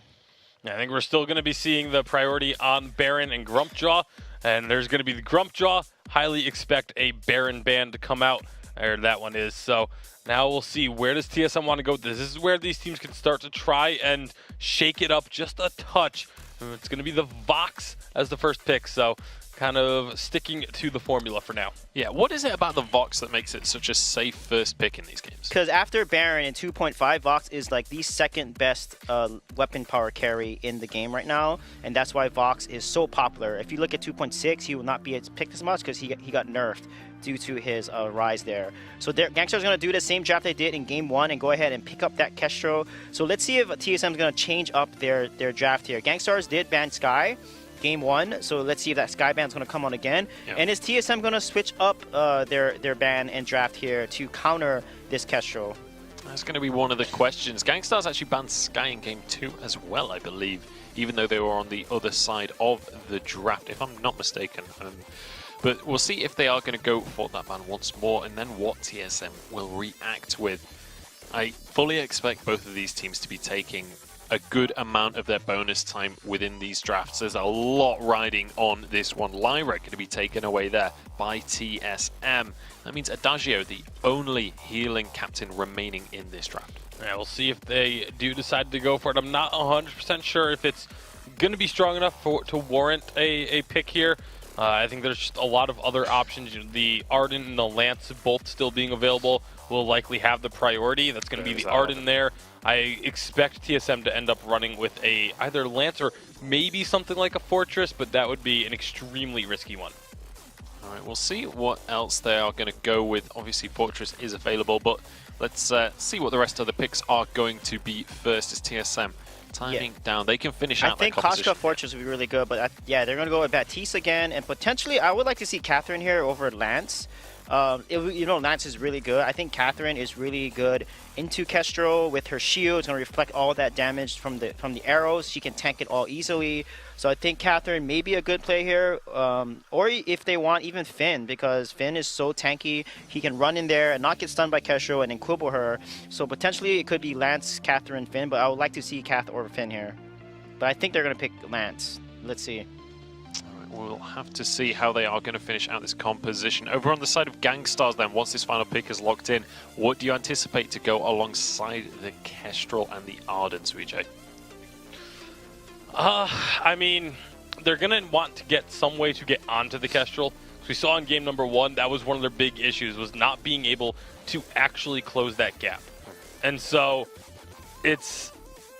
I feel like the Lance may end up being what comes out again, because the Lance was able to set up quite a few plays for them. There it is, going to be the Lance. So they're going to be basically just relying again on the Lance. And this will be Samuel that from game 1, he played Samuel into this. So let's see if they're going to do the same draft here for GANKSTARS versus TSM in game 3. Yeah, it's going to be interesting. That'd be really bold from both teams. Yeah. Like, you have TSM saying, okay, we feel like that was just a fluke and we can beat you with this exact same composition.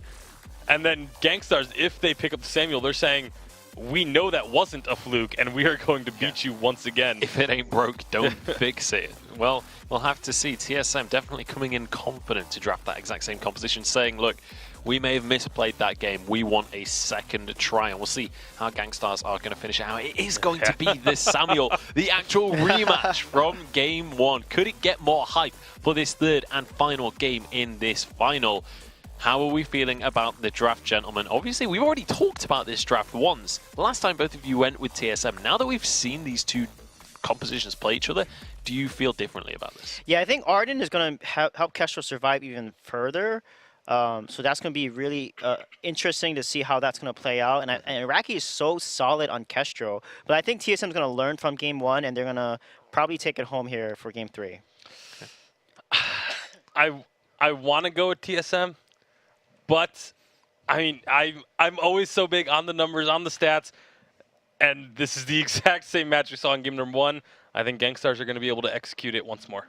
We'll have to see which one they are going to be. We want to see who you guys at home are voting for as well. Hashtag Vainglory8 is how you can get in touch with us on Twitter. Make sure to get involved in that conversation. But it's time to jump into the third and final match here of the weekend at the Vainglory 8. Thank you very much, Munch. And a little bit of a change up here in the final game of the day. It's going to be myself, Action Jackson, joined by Tasty Bacon. In fact, as my co-caster, we've got Team SOLOMID against GANKSTARS. It's game 3 of the finals. Yeah, and this is going to be a great one. It's only 1 point on the line, but there is so much pride between these two teams that they are going to be fighting for. And right off the bat, we might be having a little bit of a skirmish, but it looks like not too much is going to come down from that. Yeah, anytime you're fighting without any minions picking you up, as Vox into a Kestrel early on, Kestrel's going to chunk you up pretty nicely. See Best Chuck already happened to pop one of his 4 potions that he started with. I like the aggression out of Arakizora, trying to set the pace here. Yeah, I also really like the 4 potion starts has kind of become the norm with the current changes that were made a few patches ago. It was going with that defensive item to help you just survive a little bit longer in lane. But, oh boy. Oh. Flash Axe, hang on a second, Bacon. He went a little bit deep there trying to steal away the camp, just missed it, and as a result, Xenotech turned on to him. Had Flash X got the camp, Xeno might not have hit 6, which would have been, sorry, 2, not 6, which would have been great for him, obviously. But Xenotech, as a result, can actually leverage that aggression, that pressure, to go for that Elder Treant. Vainglory does want to join in, though. He's trying to move forwards here. Got to be careful. He can't get onto Xenotech. And that's going to be Vainglory forced back as well. Xeno does have some good damage here. If you can just get a little bit closer, might have been able to finish up that kill. Can't quite do it, though. Yeah, and Flash X is going to be able to just make sure that if he does try and go any further on, they're going to be able to stop this. But Best Chuck now rotating down as well. Yeah, this is actually a bit of a dicey position for the members of GANKSTARS so far back here. Vainglory's taking a lot of damage, though. Xenotech gets the first blood, and now actually see Flash X having to back away here, too. Chuck does not have items yet. It's hard for him to really compete with the damage out of Xenotech.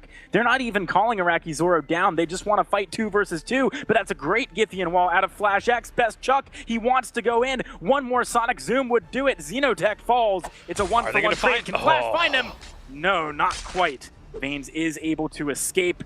All the meanwhile, Arakizora farming up in the lane. Overall, just barely, I would say, in favor of GANKSTARS, that trade. Oh, definitely. I mean, they got the first blood bonus from the kill onto Vainglory, which I feel like that was maybe a little bit too aggressive from Vainglory. They had the right idea of pulling everyone down and going for that 3v2 fight, but Vainglory was still so low, and he was the first one to re-engage into that situation. So it just was an easy kill, really, for the side of GANKSTARS to pick up and go over to Xenotech. Getting him that bonus gold is going to give him even more damage now, and this early game jungle battle is going to continue. Yeah, I like the aggression we're seeing so early here. Both teams trying to make plays, and I think it's kind of suitable. I don't know if you agree with this, Bacon, but I feel like both Samuel and the Baptiste need to be aggressive early and kind of snowball a little bit. And it's whoever wins that exchange that really is going to be able to do well later on. Yeah, definitely. They both want to kind of do the same sort of things. Be aggressive in the jungle, deny the opposing jungler a little bit, and then make these rotations up into the lane to try and find a pick onto one of those squishier targets up there. So it's not only just the junglers, though, but it's also the captains. You know, Flash X and Vanes, this was the matchup that, you know, us on the analyst desk, we wanted to really watch this matchup, and seeing which one of these captains can enable their jungler to make these aggressive plays and try and shut down their opponent is what's almost just as important as the junglers themselves. Oh, absolutely. And, you know, it's difficult as one of these two junglers, especially I would say in this matchup as a Baptiste, to be too aggressive. You don't want to put yourself too far out of position. A rotate could punish it very heavily. But now, with priority on the jungle shop, you can see the power spike for Best Chuck with that poison shiv and the fountain for Lance. Maybe Team SOLOMID look for something there. They might, but it looks like they're just going to go back up into the lane. And, I mean, these rotations, both of these teams are kind of on the same rotations, but about 10 seconds offset from each other. It seems like there will be GANKSTARS all up in the lane looking for a gank, but there's nobody home from TSM. Then TSM makes that same rotation up just a little while later, but same situation. Now we have a 2-on-2 up in the lane, and just going to be looking for a little bit of damage trading. Again, if you can just get that little bit of an edge, just, you know, have your opponent be even just 100 health shot shorter than you are. If your junglers then make that rotation up, it gives you just that little bit you might need in order to make the trade go your favor. Flash X, I'm not sure he realized Xenotech was so nearby. A very strong trade coming out of GANKSTARS. They take relatively little damage considering how much they do. But now Vainglory's here. He's level 6. Fearsome Shade is available. He's going for it. 3-man. hit with that ultimate. Huge damage out of Team SOLOMID. Iraqi Zoro cannot get Best Chuck on the back line. It's a kill for Team SOLOMID. And it's that slight rotational difference. Vainglory was able to hit level 6 because he waited before coming up into the lane, using that Fearsome Shade for a kill, but TSM may not be done. Yeah, they want more. So far unable to find it though. Veins with a nice escape from that Impale will not allow for Team SOLOMID to get the pressure on. They are finding some pressure onto the turret.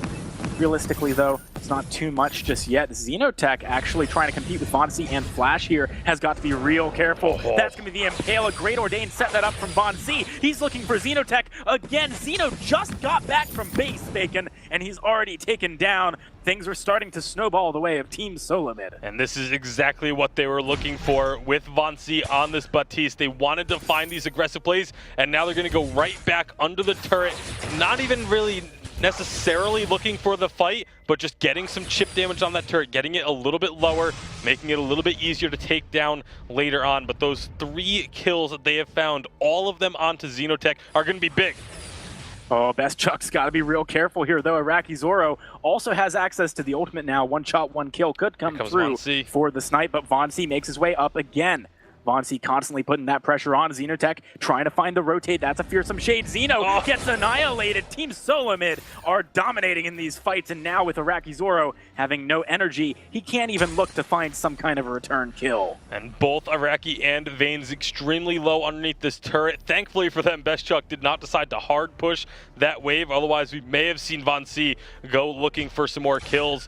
Instead, he's just going to go down to the jungle, steal away some camps from Xenotech, just again setting Xenotech further and further behind. He's now 12 CS back from Vainglory's Baptiste, and they're going to be adding a gold mine to their coffers here on the side of Team SOLOMID. They are really starting to take off in this game. It's only a 2,000 gold lead, but we're also only 7 minutes in. All right, so Iraqi Zoro just finished his Sorrow Blade and picked up some piercing on top. Best Chuck, in almost the same breath, actually locked in his second item. Now, both of Best Chucks are very cheap, but they are very efficient, and they're going to be doing a lot of work here until Iraqi Zoro can try and match up in terms of completed tier 3s. Team SOLOMID, they have a good window of opportunity to keep the pressure on. They absolutely do, and here comes the rotation from the junglers up. We could be looking for something here. Oh, man. Great Impale lands onto Iraqi Zoro. The gauntlet is there as well. He cannot get out of here. It's very risky. He's going to be able to get back behind the turret. Fearsome Shade didn't quite do enough. Vainglory hit by the one shot, one kill as well. If Xenotech can find another cooldown for Drifting Dark, maybe GANKSTARS think about turning it around, but that's going to be a good stun coming out. Oblivion zones Team SOLOMID away. Very back and forth fight so far with no energy on Best Chuck. It's hard for TSM to keep the pressure on unless Vainglory can find this flank. He's certainly looking for it, Iraqi Zoro, with the barrage of bullets too. Doing a nice amount of work with those glimmer shots. Vainglory, that's going to be the Ordained, doesn't connect. They find the stun. Is there a fountain still available? No. Flash X has already burned that one. So honestly, Team SOLOMID, it's a bit risky for them to keep the pressure on here. Vainglory, he's got to be careful. He does get spotted out, but he finds that Treant. Does give him some regen. If he wants to keep the fight going, he might do in just that. Xenotech on the back line. Got to be careful about moving out of that Ordained. He does find Best Chuck. Vainglory can't get the snipe down onto Iraqi, and now Xeno is on the back line. 571. These bad mojos are doing so much work. Vainglory, his perk has ended, so he's going to be getting sustained again. He's looking for Xenotech. It's just not quite going to be enough. Surely Xenotech can pick up this kill. Veins with the slow helps that one out. Flash X, the last man standing for Team SOLOMID. It was a great counter engage by GANKSTARS. Yeah, very, very strong defense. Up in the lane is where that fight actually started. And they were able to just play really good defense. Also, a slight miscue. Vainglory threw out the Fearsome Shade just shortly after the gauntlet went down, and it actually connected onto Iraqi Zoro while he was still stunned from the gauntlet. So the Fearsome Shade effect actually didn't really have any effect onto Iraqi Zoro because he was already locked down. So because of that, then GANKSTARS were able to defend. Beautiful Oblivion from Xenotech kept Team SOLOMID from being able to go for the dive that they originally wanted, and then just rotating down as a team, able to find Vainglory in the jungle, FlashX wasn't really willing to commit to trying to go all in and help VONC on that, and it was just a little bit of hesitation from Team SOLOMID allowed GANKSTARS to capitalize. Yeah, I feel like VONC kind of reverted to perhaps some of his old ways there, being a bit too aggressive, trying to go for that tree ent, and then the fight afterwards as well with Best Chuck not being healthy. It's just such a risky play to make, such an unnecessary play as well. Team SOLOMID, they are still 2,000 gold in the lead though, at around 10 minutes here. They've got a turret advantage. It does mean they can position forward on the map, try and catch GANKSTARS out, and really inhibit their ability to go for good rotations. And taking a look at the items, you can see Best Chuck NA has a pretty sizable lead over at Zoro in terms of actual item power right now as this fight is about to kick off. Yeah, this is a bit of a risky position for SOLOMID. Great gauntlet finds Best Chuck and VONC immediately. The silence comes out, but no one is there backing up Best Chuck. VONC, he's got damage, but he doesn't have enough for TSM to want to fight this one. GANKSTARS find the gold mine and a kill. They're even looking for more here, moving into the enemy jungle, thinking about that Crystal Sentry. Some nice poke on VONC too. Man, definitely not the play you were looking for if the Team SOLOMID getting caught out like that. Not at all, and like I said, they had an advantage. We're going to take a look at this replay here. Beautiful gauntlet, stuns up 2 targets as it lands, one of those being Best Chuck, who just got deleted as a result, and then Flash got stunned up by the gauntlet as he was trying to leave as well. But up in the lane, we've got another fight going on. Yeah, Iraqi Zoro, he submitted himself to dying there for the turret. Not the worst trade in the world, especially when you've already lost yours and the enemies are kind of far away from your second tier turret. It's not easy for Team SOLOMID to get something off the back of that kill. So if it's only 1 kill for a turret, again, seems like a not terrible trade. Will Best Chuck and the rest of Team SOLOMID commit here, though? Vanes is quite low in the center. That's going to be the Oblivion used to try and buy time, but Xenotech does not connect. Here comes a one-shot, one-kill. Flash just barely dodges it. Somehow Team SOLOMID eke out the turret kill. They want more as well. Wait for it, comes out, but it does not connect with Vanes. The fear, Max Range, he gets the kill. VONC with the pickup. Xenotech can't find him. VONC's just barely alive. The heal from the bad mojo and his perk keeping him in the fight. And now Team SOLOMID have great position on the map to take the back camps and strangle out the resources from GANKSTARS. Yeah, that was so close to not going Team SOLOMID's way, but that fearsome shade, like you mentioned, max range, just barely catching onto Vanes and getting enough damage onto him for the kill. But so impressive from that whole situation was Team SOLOMID able to take the tier 2 turret after picking up just a single kill. I thought for sure it was going to be a 1 kill for a turret trade. I was going to talk about how that's so worth it in terms of gold value, but it ends up not being the case. Team SOLOMID definitely getting the better of that sequence of events. They really did, and you can see it in their gold differential right now, close to 4,000 in the lead. Still 2 minutes till the Kraken spawns, so Team SOLOMID has the opportunity, if they so choose, to really pressure the gold miner, maybe even push the wave up and back up to that one, take it for free before Kraken removes that objective from the map. GANKSTARS, they need to tighten up a little bit, Bacon, here. How do they start winning some more fights? Really, it's just going to be about trying to find a situation where they don't get caught out, like they don't get one of their members just taken off the board right off the bat. They have a couple really nice engages with Vanes on the gauntlet, and they can get the Drifting Dark from safety. Like the Drifting Dark has to go out before Team SOLOMID tries to engage. That's really the only way that Xenotech is able to stay in it for any duration of time, because multiple times we've seen him throw it out right after TSM goes in, and then you have Batiste, Lance, both able to keep him out of the Drifting Dark, and they've been doing a great job of doing so when they're the ones that engage. All right, Team SOLOMID, again with pressure on the map, have pushed a little bit into the entrance of GANKSTARS jungle and actually set up a nice line of scout traps covering most of the bushes they are in. That does mean that if GANKSTARS tries to set something up later when TSM back to the shop, or perhaps go for an objective in the middle of the map, they will have some idea of what GANKSTARS is attempting. Here we go, this is the gold mine take. I find it interesting that VONC pretty consistently uses Ordained on these neutral objectives. We saw earlier that almost get punished when GANKSTARS actually made the initiation, and he had already burned it there. I'm not sure I agree with the decision, to be completely honest, but I think at this it hasn't point, worked too badly yet. I think at this point, because the cooldown on it is so low, that's why he opens with it. is because by the time a re-engage will come in, it's going to be off cooldown and will be available. It's only about a 7-second cooldown or so. So I don't have too much of an issue with the Ordained being used. Just a little bit extra damage, just taking that objective that much quicker. And especially now, like earlier in the game, yeah, it's not the greatest of ideas. But right now, when they have so much vision control, you can see there's blue dots all over the middle of the map, like you were mentioning, AJ. And right now, they're going to be potentially getting themselves into a fight because GANKSTARS are rotating up to the lane. Nice and pale there. Vonsi, you can tell he wants to set something up. The Oblivion could be massive here as a disengage tool. You can see Xenotech firing that one off. He's going to get blocked though. Fearsome Shade, the wrong direction. Flash rolls right into the wall. Vonsi gets hit by the gauntlet as well. This is bad news for Team SOLOMID. Best Chuck cannot make the play happen. What a time to go down. GANKSTARS get an ace right as Kraken enters the Halcyon Fold Bacon. This is bad news for Team SOLOMID. Very bad news. Just about everything that could have gone wrong in that fight did go wrong. You had the Fearsome Shade go out, only hit a wave of minions because GANKSTARS ducked down into the jungle. The Gauntlet caught Flash, caught Vonsi, and left Best Chuck Kene all on his own. The other thing I want to point out is the infusions. And there was no infusion on Vonsi here either, and you can see just how quickly he goes down. Once that Gauntlet lands, it's 2-3 shots at the most before Vonsi is picked off.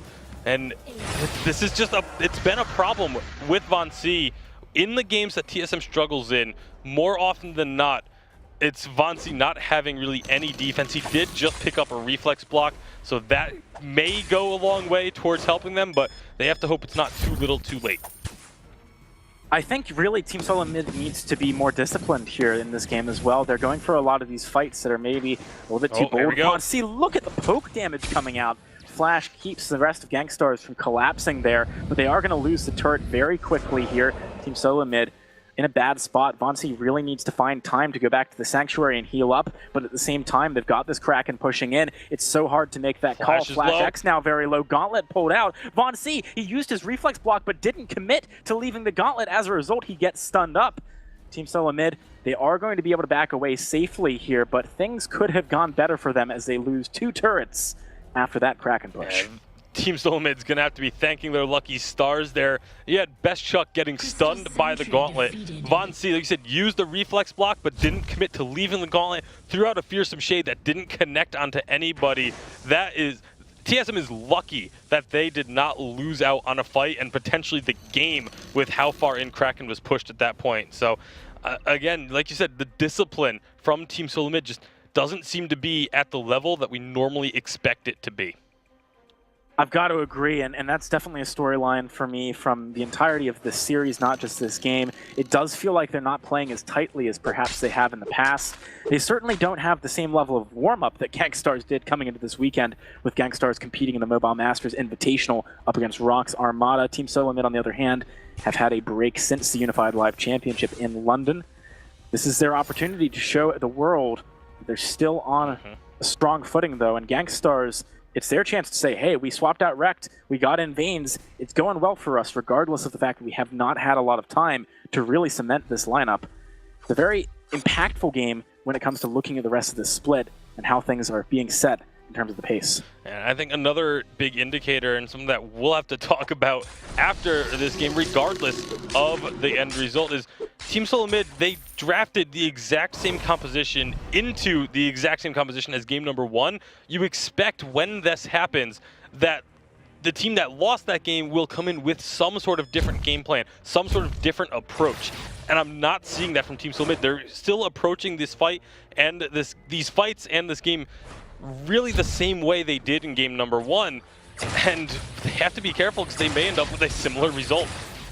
Yeah, look at the poke damage coming out of Iraqi Zoro, finding a lot on the Best Chuck. Nice. That's going to be the Fearsome Shade blocked, but Xeno is very low on the back line. Best Chuck needs to back out of here. Vonsi on the front, doing some good damage. The Fountain doing a lot of work, keeping him alive. Flash does not find that impale. A nice stun onto him by Iraqi Zoro. The Team SOLOMID, they really want to keep this chase going. Iraqi Zoro first to fall in the fight. Best Chuck picks him up. Flash is answered. Xeno is still full health. The sustain on a Samuel is massive here. Vonsi does have some of his own, though. Look at the damage. 872 2. These vials are doing some serious work, Bacon. One more would do it, but Vainglory does not connect. Fearsome Shade lands. It's going to be the ace for Team SOLOMID. They've managed to crack the team fight and the composition that they struggled with before and actually pick up a very solid win in that one. Looking towards Kraken now.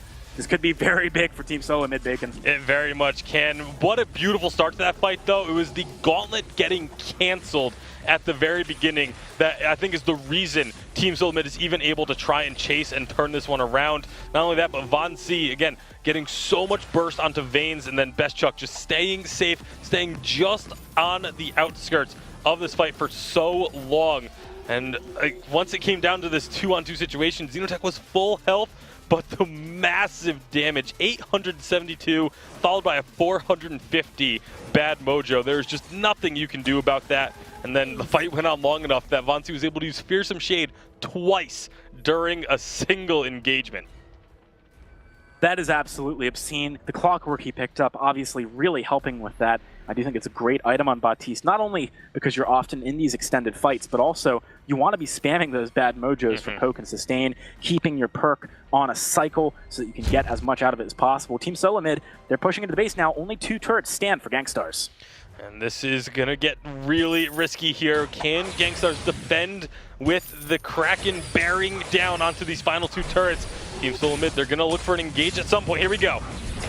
All right, FlashX finds the root. That's a good bad mojo as well, splashing onto everyone. Flash, the only person who's really taking damage on Team SOLOMID. Here comes the gauntlet, though. You see the exchange coming out. GANKSTARS want to fight this one. Good wait for it, though. First kill goes away with Team SOLOMID. Iraqi Zoro, he's got to do the damage, but he does not find it. Xeno, he's looking for the splash. Flash does block a lot of that, though. I don't think Xenotech can do this. I don't think so either. The Kraken is wailing on the turret. It's still very healthy. Xeno, he is in good shape, but it's not going to be enough. A stun comes out. Xeno, he can't find a single kill. No one is going to die on Team SOLOMID, or will they? He's trying to get him. All right, he finds one, but the Kraken finishes off the Vein Crystal. Team SOLOMID take week 1 of North America in the Vainglory 8 summer season. What a way to end the game. It was looking so similar to game number 1, not just because of the hero comps, but the way the game was playing out was going the same way. I mean, it really kind of did go the same way until the push into the base. Even in game number 1, Team SOLOMID had a push into the GANKSTARS base, but that was where they got foiled and ended up losing the game as a result. This time, they stayed clean, they stayed true, they win the last team fight with Kraken bearing in, and take first place in the first week of Vainglory 8. All right, impressive stuff there from Team SOLOMID. Let's pass it back to the desk where you are, Bacon, for the last time today as we wrap up week number 1. All right, welcome back to the desk, everyone. What a game, what a series. TSM take it in the end, but honestly, by the skin of their teeth, that could not have been any closer. I mean, I'll give you a minute to catch your breath, Bacon. Sweejay, what do you make of that series? Where do you even start? Yeah, it's crazy back and forth. I mean, it was insane in terms of like how the roam plays. I mean, Flash and Veins really made the plays happen. And Vainglory with the fears, canceling the gauntlet that one fight was so critical. And Veins landed some godly gauntlets in the game that really turned the fight around when TSM was being aggressive. So kudos to Veins there for some really god gauntlets. And Xenotech on that Samuel, you know, he landed a lot of his ultimates, but it was ultimately blocked. And some of it actually landed here. You can see Flash was asleep here. But there's a lot of fights that just went back and forth, and it was amazing to see both teams play so well today. Yeah, I mean, absolutely phenomenal play from both sides. Neither team really has anything to be ashamed of after this one. It was so well played. Again, this was almost identical to game number 1 in the way and the pace of the game. The fact that it came down to almost the same situation where Team SOLOMID is pushing into the GANKSTARS base. They made a mistake in game 1 that cost them. They didn't make that same mistake in game number 3, and as a result, they were able to close it out. I think one of the very important things to take away from this series is going to be the fact that GANKSTARS have absolutely stepped up. At the start of yesterday, we were asking the question, can Veins live up to Rect's reputation? Can this team still be as strong, as cohesive as they have been in the past? I think today has answered that question, and I think the answer is a yes. Yeah, absolutely. Very impressed with how far this team has gone. This is the first time they've taken one game off TSM. You know, last season they were 0-2 against TSM every time they met up. That was like 3 or 4 times. Yeah, 3 or 4 times too. So this is huge for GANKSTARS. Looking forward to seeing a lot more from this roster. I mean, they haven't been played together that long, and I think they just moved into a team house potentially. So once they do move in, this could get even further. Yeah, and TSM as well, promising stuff from them. We were questioning them at the start of this week as well, questioning kind of synergy and things, but they absolutely have it down by the looks of things. Phenomenal play from both teams, and that is going to be another massive congratulations to TSM, who are going to be winning our final. Final thoughts on this series then, guys. How do we feel that one's gone? What can we take away from this moving into week 2 of the VG8? I think the biggest takeaway is that we are going to have an absolute dogfight on our hands for who is going to be the top team in North America this season. And for me, TSM is so strong in that Baptiste, Lance combo. And I think with Arden in the mix here versus Lyra, it worked in their favor. Because a lot of the fights went on and they're really low. And Lyra, in the first game, actually queued up, Xeno and Iraqi. So I think that may be a factor in Game 3 for sure. All right, well, let's take a look one final time at our bracket for North America here in the first week of the Vainglory 8. Obviously, at the start of the week, we only had, or at the start of the weekend, sorry, we only had one series that went to 3 games. It was Cloud9 versus TSM. And then today, we've had 2 2-0s in the semi-finals. Tempo Storm managing to take the 3rd place match against Hammers. And then in the finals, we just saw TSM managing to reign supreme over GANKSTARS, but only by the skin of their teeth. I really don't think that could have been very much closer at all. No, it really couldn't have been. I mean, the only way it could have is if the game went like another 5 minutes. That's the only way it could get any more balanced if between they these could have two teams. held on any longer. But obviously, over in Europe, had a lot more 2-0s across the board. Rising Lotus went down 2-1 to Mouse Sports, who then went on to take the entire bracket. Rising Lotus did manage to grab themselves 3rd place, and Fnatic got 2nd. So let's take a look at the scores on the doors here at the end of the first week of the Vainglory 8. We have GANKSTARS and Mouse Sports. Those are going to be our top 2 teams, and I don't think anyone was expecting me to say those words at the start of this weekend. Fnatic and TSM both in 2nd place, and then you can see as they go down. Honestly, a lot of big names down at the bottom. Oh, you're absolutely right. I was just reading my screen. You're absolutely right. TSM should be in that top spot there. GANKSTARS should be in that 2nd spot. So those are going to be our top teams anyway. TSM and Mouse Sports up at the top of the scoreboard. So misread one that expected, one not so expected. Yes. I got to give Bacon credit. He said Temple Storm was a team to watch, and who would have thought they would have come in 3rd place here this weekend? So I would have. Well, yeah, I mean, you can't take that away from him. He's got that one. But yeah, I definitely agree. Like, Tempo Storm have impressed me this week. The biggest thing right now for Tempo Storm, I think, is there seems like a pretty big gap between middle of the table and top of the table in America. And hopefully over the course of the season, they'll be able to bridge that gap and start to contend for those top spots. But across the course of this weekend then, who have been your highlight players? Who have been your highlight teams, guys? Yeah, I think for me, definitely in NA, it's definitely Flash X is a highlight player. Given his public announcement on Instagram, I think he's performed incredibly well, had an amazing draft. And in EU, I got to give it to Afo. I mean, as a brand new laner on the fold, he's proven himself that he is a top laner in a VG8 competition. For sure, Bacon. I'm going to stay on Mouse Sports in Europe, but I'm going to go with I'm the Doom. I think there were so many questions about his hero pool coming into the season, and I believe Dowsy tweeted out he played 5 or 6, I think it was 6 different heroes this weekend alone, and played them extremely well. So a lot of questions being answered there and putting Mouse Sports on the map for one of the first times in Vainglory history. In North America, I'm going to say GANKSTARS and specifically Vains.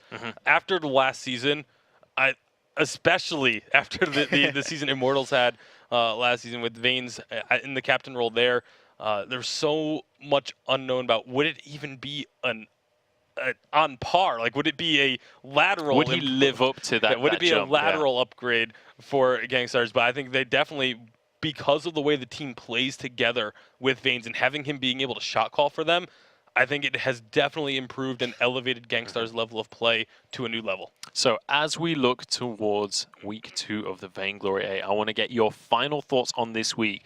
What are we expecting coming into week 2? How does this playing field kind of set your standards? Because it's not what we expected.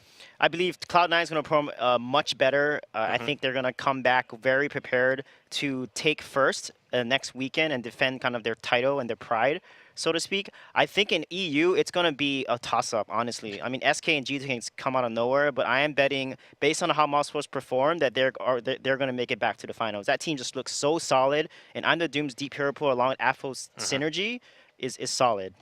I think for North America, we came into this season expecting there to be 2 to 3 teams that were absolutely the top, and then everyone else. I think it's a little bit different. You have 3 very clear top teams, and then there's 2 to 3 that are definite middle of the road